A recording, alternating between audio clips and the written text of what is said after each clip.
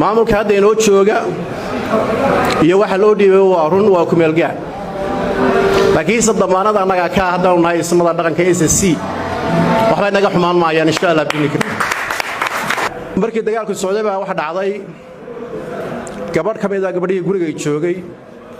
shaqada dhowr jeer hore waa ka sheekeeyay laakiin runtii macluumaad weyn bay xambaarsan tahay ayaa la ii sheegay lagu yiri garaad gabadhii wiilkeedii oo guriga joogay oo laakiin maalinta dagaalka galay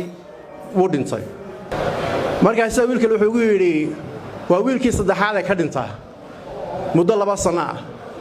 kasar kun maxaa kuwa kala kaga dhacay waxa jir wiilna wuxuu kaga dhintay dagaal sokeeye wiilna waxa lagu dilay madax xafduub kan baa u soo haro kan wuxuu kaga dhintay dagaalkii runtii waa ka naxay kadibna gabadhii waa u tagay waxaan damcay inaan u tacsideeyo way shaqaynaysay ciidanka markaa uu baalkii raashin karinaysay waxay tiri garaad kuwii hore waxay kaga dhinteen ma garanaya ba laakiin kan wuxuu kaga dhintay waa garanaya talay u baahan ilaa sheego waa taas weeye waxa kan aad baraha bulshadu maranaysaan oo idinku isku muuqanaysaan wax ka weyn baa yaala